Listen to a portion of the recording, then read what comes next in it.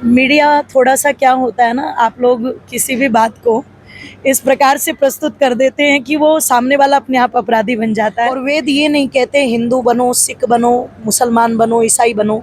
वेद में मंत्र आता है मनुर्भव जनिया दिव्यम जन्म, मनुष्य बनो और दूसरों को मनुष्य बनाने का प्रयास। सभी कहते हैं कि बच्चे भगवान का रूप होते हैं और देखा भी जाता है कि बच्चे भगवान का रूप होते हैं, लेकिन देश के अंदर देखा जा रहा है कि बच्चे ही जो है कूड़े कचरे के ढेर में खाना उठाकर खाते हैं। और अगर करनाल की बात करें तो करनाल की अनाज मंडी में भी आप जाकर देख सकते हो, वहाँ पर भी जो बच्चे हैं वो कूड़े कचरे के ढेर में से सड़ा हुआ खाना जो लोग फेंक देते हैं वो उठाकर खाते हैं। तो ऐसा क्यों है? जीती जागती मूर्तियाँ किसी को दिखाई नहीं देती। एक मूर्ति वो है जिसको इंसान ने बनाया, हम उसे खिला रहे हैं, पिला रहे हैं, जबकि वो खाती नहीं, पीती नहीं। और एक मूर्ति है जो भगवान ने बनाई इंसान की, तो भगवान की बनाई हुई मूर्ति का सम्मान करें, उसको खिलाए पिलाए, क्योंकि वो खाती पीती भी है।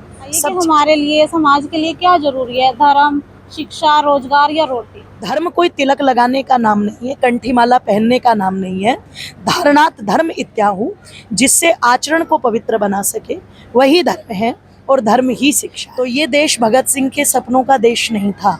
आज़ादी राम प्रसाद बिस्मिल के सपनों की आज़ादी नहीं थी, वो एक स्थानांतरण था केवल। आज़ादी तो आज भी पूर्णता नहीं है। जी आप ही बताइए, जिस सनातन धर्म में गाय को माता मानते हैं और वही गाय जो है कूड़े कचरे के ढेर में मिलती है। कहीं ना कहीं हमारी सरकार भी इस नीति में फेल रही है एक तरह से, कि जो ये घोषणा की गई थी कि जब भारत देश आज़ाद होगा तो हम जितने भी गौशाला, जितने भी कत्ल खाने उनको बंद करा देंगे गांधी जी के द्वारा। पर देश आज़ाद हो गया और उन्होंने ये नहीं किया। केवल एक कम्युनिटी जो गौ माता को खाती है उसको खुश करने के लिए कत्ल खानों को जारी रखा गया। आप ऐसा भी कहते हो कि देखा जाता है कि जो लाल रंग के कपड़े पहनते हैं वो सन्यासी नहीं सत्यनाशी। मैंने वहाँ पर कहा था कुछ कथा कथित लोग हैं जो लाल कपड़े पहन करके साधु कम होते हैं और शैतान ज़्यादा होते हैं। गोरे अंग्रेज गए थे, पर कुछ ऐसे भी काले अंग्रेज थे जिनके हाथों में सत्ता सौंप दी गई। नमस्कार, मैं शबनम और आप देख रहे हैं जनता की आवाज। आज हम आपको ऐसी शख्सियत से मिलवाने के लिए लेकर आए हैं जिन्होंने देश विदेश के कोने कोने में जाकर जो है जनता का दिल जीत लिया है और साथ ही जो है लगातार जो है 15 वर्षों से धर्म प्रचार प्रसार करने में लगी हुई है। आज उनसे हम जो है कुछ खट्टी मीठी बातें करेंगे और साथ में ही जो है सामाजिक मुद्दों पर भी बातचीत करेंगे। तो ऐसे में जो है हमारे साथ आज मौजूद है अंतर्राष्ट्रीय वक्ता विदुषी अंजलि जी, इनसे हम बातचीत करेंगे। जी नमस्कार मैम। नमस्कार जी, नमस्कार। आपका स्वागत है आज हमारे जनता की आवाज में। बहुत बहुत धन्यवाद। आप जब कथा करते हो तो क्या आप जादू करते हो? जादू मेरा तो नहीं है, क्योंकि देखा जाता है कि सभी लोग जो है पूरी जब तक कथा नहीं होती कोई नहीं उठता और समय का तो पता ही नहीं लगता, हर कोई सोचता है अभी और अभी और। ये जादू श्री राम जी का है और श्री राम जी का जादू सबके ही सर पर चढ़ कर के बोलता है। तो मुझे ऐसा लगता है शायद उनकी कृपा थोड़ी सी मुझ पर भी होगी, तो उन्हीं का ही प्रभाव वो श्रोताओं पर जाता है। मैम आपकी इस कार्य की शुरुआत कब हुई थी और कितने कार्यक्रम कर चुके हो अभी तक आप? लगभग बचपन से ही मुझे ये संस्कार अपने दादाजी से प्राप्त हुए और 2007 में मैं प्रचार के क्षेत्र में आई थी। तब से निरंतर ही कार्यक्रम मेरे चले हुए हैं। मैं ये तो नहीं कह सकती कि एक संख्या कितनी हो चुकी होगी, लेकिन हजारों कार्यक्रम हैं जो भारत और भारत से बाहर भी जाकर के मुझे अपने सनातन धर्म को प्रमोट करने का अवसर मिला है और मैं इसके लिए अपने आप को सौभाग्यशाली मानती हूँ कि मेरी ये यात्रा लगभग 15 वर्षों की अब हो चुकी है। जी मैम, आपने अपनी कथा में ऐसा क्यों कहा कि जो राम को मानने वाले थे अब वही लोग राम को नहीं मानते हैं? ये इसलिए नहीं, मैंने ऐसा तो नहीं कहा कि जो राम को मानने वाले थे। हाँ, मैंने ये जरूर कहा कि राम को मानने में और राम की मानने में अंतर है। राम को मानने वालों की संख्या बहुत है, लेकिन रामचंद्र जी की मानने वालों की संख्या कम है।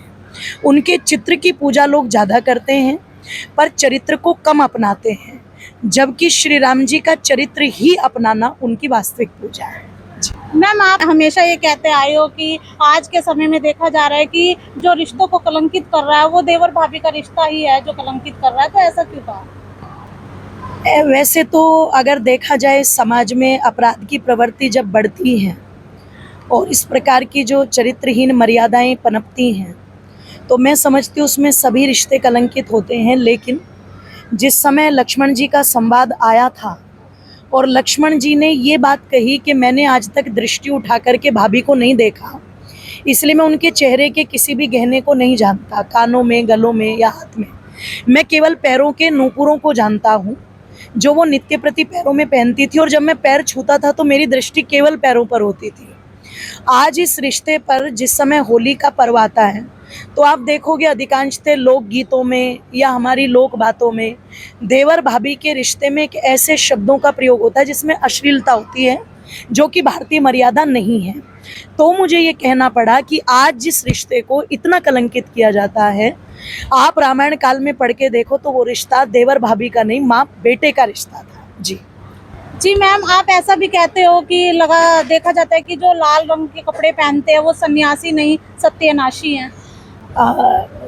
मीडिया थोड़ा सा क्या होता है ना, आप लोग किसी भी बात को इस प्रकार से प्रस्तुत कर देते हैं कि वो सामने वाला अपने आप अपराधी बन जाता है। मैंने वहाँ पर कहा था कुछ कथा कथित लोग हैं जो लाल कपड़े पहन करके साधु कम होते हैं और शैतान ज़्यादा होते हैं। फॉर एग्जाम्पल, रावण भी जिस समय माता सीता को उठाने के लिए आया तो उनके कपड़े लाल थे। तो यदि रावण की भांति कोई वेशधारी साधु बना है तो ऐसे साधु का माताओं को विश्वास नहीं करना चाहिए।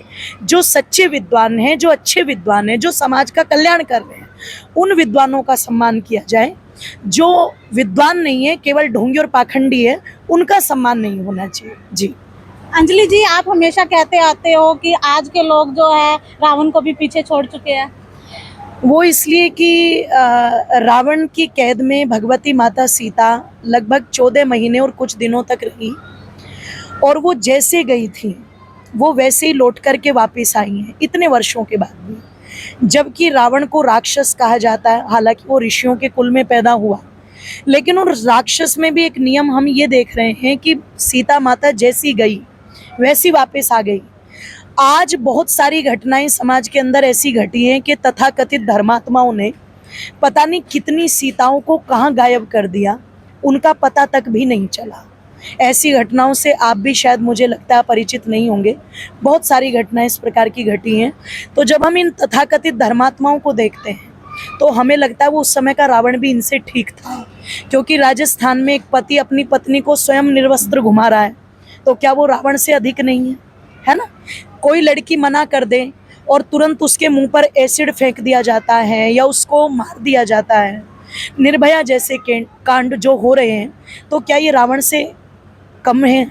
ये रावण से अधिक है, ये रावण से बड़े रावण है। रावण इनकी अपेक्षा ठीक था। जी मैम, माँ की बात करें तो आप कहते हो कि माँ ही बच्चों को कमजोर बना रही है, जिसकी वजह से बच्चे जो है सुसाइड कर रहे हैं, लेकिन कोई भी माँ अपने बच्चों को कमजोर नहीं बनाती है। कमजोर बनाने से तात्पर्य ये नहीं होता है कि आपने केवल एक बार शब्दों से कह दिया कि तू शेर है। बनाने से मतलब होता है कि उस बच्चे को हर एक परिस्थिति के साथ जूझना सिखाना। अब आपने देखा होगा कि अधिकांशतः, मैं सब माताओं की बात नहीं करूंगी, पर अधिकांशतः माताएं क्या होता है कि बच्चे को आज परिस्थितियों से लड़ना नहीं सिखा रही है। पिता भी अगर डांटते हैं तो कहीं ना कहीं पिता को भी पीछे कर देती है और लाड़ प्यार में ही बच्चे का भला समझती है। बच्चे की परवरिश जैसे कुम्हार घड़ा बनाता है वैसे होनी चाहिए। अंदर से सहारा दो, लेकिन बाहर से थोड़ी थोड़ी चोट भी जरूरी है, तभी एक बालक का उत्तम निर्माण हो सकता है, और वो माता ही कर सकती है। जी अंजलि जी, आप ही बताइए, जिस सनातन धर्म में गाय को माता मानते हैं और वही गाय जो है कूड़े कचरे के ढेर में मिलती है। जी बिल्कुल, ये बड़े दुख का विषय है और ये दुर्भाग्य है। मैं कहूँगी कि ये शायद हमारी कमी है कि जिसको हम माँ कहते हैं उसे माँ मान करके हम पूरा सम्मान नहीं दे पा रहे हैं। और ये केवल आज क्यों हो गया? क्योंकि आज मनुष्य इतना सुविधा भोगी हो चुका है, वो मेहनत नहीं करना चाहता, पुरुषार्थ नहीं करना चाहता, है ना? उसी मेहनत ना करने के चक्कर में, पुरुषार्थ ना करने के चक्कर में इतनी दुर्गति हुई कि ट्रैक्टरों की व्यवस्था, मशीनरियों की व्यवस्था आ गई, तो जो बछड़ा है गौ माता का उसके कार्य कम हो गए। फिर दूसरा, भैंस के दूध के फैट ज़्यादा आते हैं, गाय के दूध के फैट कम आते हैं, ये कुछ चीज़ें भी रहीं। और तीसरा, कहीं ना कहीं हमारी सरकार भी इस नीति में फेल रही है एक तरह से, कि जो ये घोषणा की गई थी कि जब भारत देश आज़ाद होगा तो हम जितने भी गौशाला, जितने भी कत्ल खाने उनको बंद करा देंगे गांधी जी के द्वारा। पर देश आज़ाद हो गया और उन्होंने ये नहीं किया। केवल एक कम्युनिटी जो गौ माता को खाती है उसको खुश करने के लिए कत्ल खानों को जारी रखा गया। उसी का दुष्परिणाम है, कुछ कमी वहाँ भी रही, लेकिन हिंदुओं की भी बहुत बड़ी कमी है जो उस माँ को ही उतना सम्मान नहीं दे पा रहे हैं। निश्चित इस कमी पर कार्य होना चाहिए और हो भी रहा है जी। तो मैम ऐसा तो नहीं है कि आज गाय को जो है धर्म और राजनीति के लिए ही नहीं, केवल गाय को नहीं, ये सब जीवों की बात है। परमपिता परमेश्वर ने हम सबको बनाया है और यदि हम सबको बनाने वाली माँ एक है, पिता एक है, तो एक माँ अपने एक बेटे के हाथ में तलवार दे के दूसरे की गर्दन नहीं कटवाएगी। तो वो जीव भी जो ईश्वर के बनाए हुए हैं उनसे हमारा भी रिश्ता है, तो हमें जीवों पर दया करनी चाहिए। और जीव जो हैं प्रकृति में भी बहुत बड़ी भूमिका निभाते हैं। मनुष्य के लिए जीव हमेशा साधक रहे, बाधक नहीं रहे, इसलिए जीवों पर दया करनी चाहिए। मैम हम किसी की आस्था पर सवाल नहीं उठा रहे हैं। सभी कहते हैं कि बच्चे भगवान का रूप होते हैं और देखा भी जाता है कि बच्चे भगवान का रूप होते हैं, लेकिन देश के अंदर देखा जा रहा है कि बच्चे ही जो है कूड़े कचरे के ढेर में खाना उठाकर खाते हैं। और अगर करनाल की बात करें तो करनाल की अनाज मंडी में भी आप जाकर देख सकते हो, वहाँ पर भी जो बच्चे हैं वो कूड़े कचरे के ढेर में से सड़ा हुआ खाना जो लोग फेंक देते हैं वो उठाकर खाते हैं। तो ऐसा क्यों है? जीती जागती मूर्तियाँ किसी को दिखाई नहीं देती।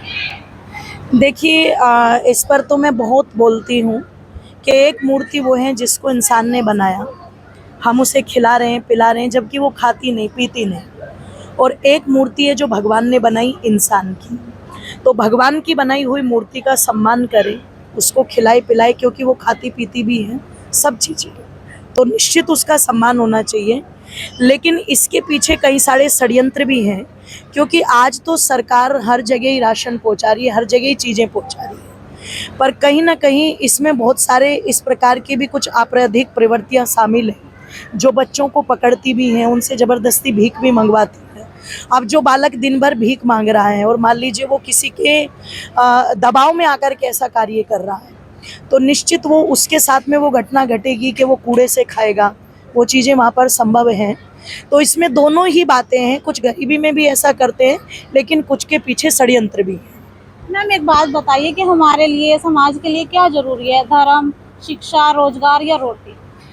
हमारे लिए धर्म भी जरूरी है और शिक्षा धर्म से अलग नहीं है। शिक्षा को ही हमारे यहाँ धर्म माना गया है। हमारे यहाँ गुरुकुलीय जो प्रणाली थी, आप उसमें बताइए कि अगर बच्चे को ये बताया जा रहा है कि तुम्हें अपने माता पिता की सेवा करनी है, तो ये शिक्षा है, लेकिन ये धर्म भी तो है। एक मनुष्य को सब पर न्याय करना चाहिए, सब पर दया करनी चाहिए, ये शिक्षा है, पर ये धर्म भी तो है। एक बच्चे को बताया जा रहा है कि जिस राष्ट्र में हमने जन्म लिया उस देश के प्रति हमारा कर्तव्य है कि हम अपने देश के लिए कुछ करें, तो ये शिक्षा भी है और धर्म भी है। धर्म कोई तिलक लगाने का नाम नहीं है, कंठीमाला पहनने का नाम नहीं है। धारणात धर्म इत्याहु, जिससे आचरण को पवित्र बना सके, वही धर्म है और धर्म ही शिक्षा है। तो निश्चित हमें इनकी आवश्यकता है, हमें विज्ञान भी चाहिए, हमें शिक्षा भी चाहिए, ये सब धर्म के अंतर्गत ही आता था।